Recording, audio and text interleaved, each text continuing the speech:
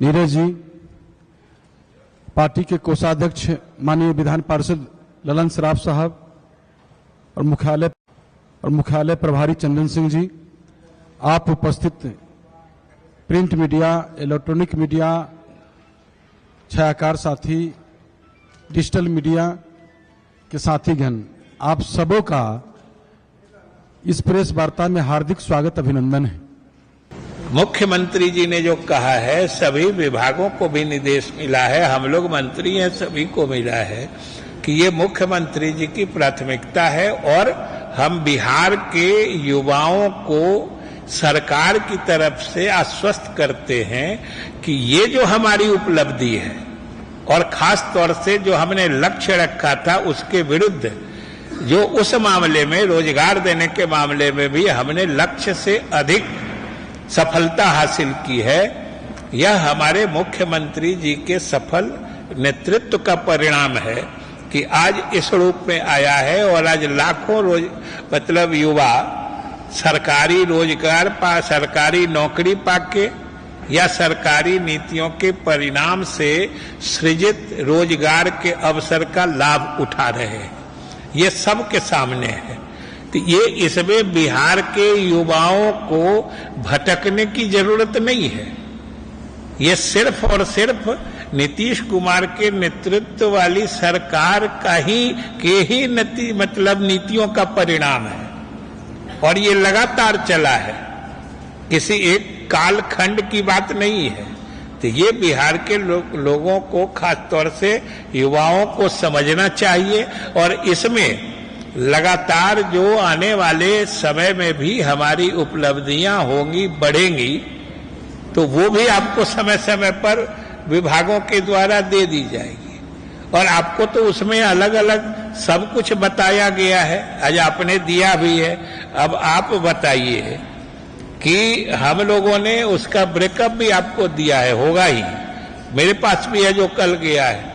5,16,830 अब तक सरकारी नौकरी दी गई है। हम एग्जैक्ट फिगर बता रहे हैं इसलिए कि कोई कंफ्यूजन नहीं रहे और किन्हीं को अगर शक सुबह होगा तो हम इसका विभाग वाइज ब्रेकअप भी दे सकते हैं कि किस विभाग में कितनी नौकरियां दी गई हैं। इसीलिए हम एग्जैक्ट फिगर दे रहे हैं और अभी विभिन्न विभागों से जो संकलित आंकड़े हैं उनके हिसाब से नियुक्ति की सारी प्रक्रिया पूरी करके अब नियुक्ति पत्र वितरण की स्थिति में है, जो पिछले 2.5-3 महीने से जो मॉडल कोड के कारण रुकी हुई थी, जो अब शीघ्र 2-3 महीने में पूरी हो जाएगी। वो भी लगभग 1,99,896 1,99,896 मतलब समझ लीजिए कि लगभग 2 लाख।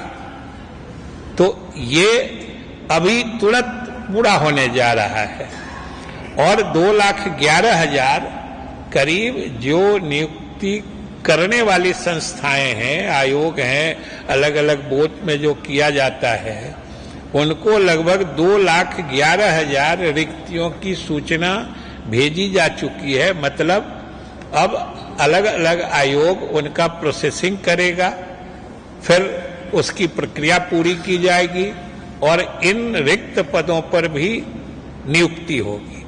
ये अभी तक जो भेजी जा चुकी है और अगले वर्ष से लेके अभी तक वो भी लगभग समझिए कि 3 लाख इस महीने के बाद से लेके अगले वर्ष तक हम लोग लगभग 3 लाख रिक्तियां भेजकर विभिन्न आयोगों के माध्यम से हम लोग इन पर नियुक्तियां करेंगे।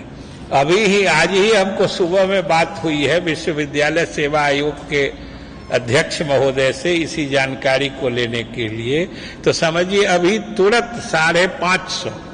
550 से अधिक जो सहायक प्राध्यापक विभिन्न महाविद्यालयों या विश्वविद्यालयों के लिए नियुक्त होते हैं, उनकी प्रक्रिया पूरी कर ली गई है और अब उनकी अनुशंसा विभिन्न विश्वविद्यालयों को भेजी जा रही है। ये भी हो रहा है।